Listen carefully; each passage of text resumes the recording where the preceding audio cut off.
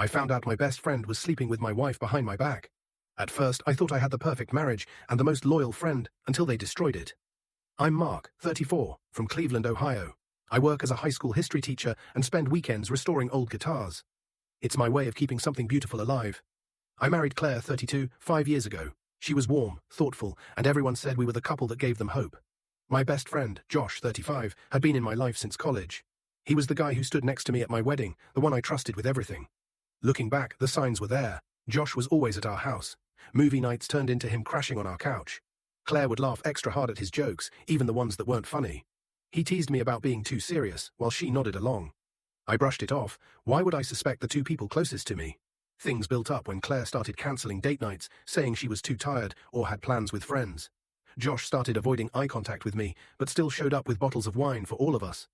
One night, I caught them sharing this look, quick, sharp, guilty, but they brushed it off like I imagined it. The breaking point came on a Saturday afternoon. I was grading papers when Claire said she was running errands. An hour later, I realized she'd left her tablet on the counter. A notification popped up, a message from Josh. Same time as last week, I can't stop thinking about you. My chest tightened. I opened the chat. Dozens of messages, months long, explicit, mocking me.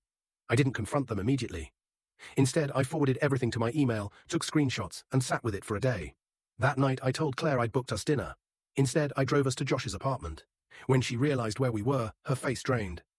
I walked her upstairs, knocked on his door, and when he opened it, I laid my phone on the counter in front of them both. Neither said a word. I told Claire she had until Monday to leave our house. I called a divorce lawyer the next morning. With the evidence I had, there was no fighting it. Josh tried to corner me later, saying he was doing me a favor, that Claire needed passion I couldn't give.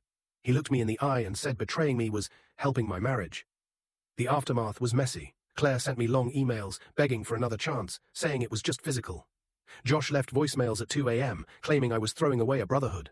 I blocked them both. Escalation came when Josh showed up at school, waiting outside the parking lot.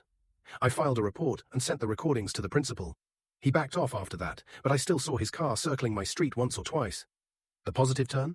A colleague, Sarah, who had seen me unravel during those months, invited me to join her family for Thanksgiving.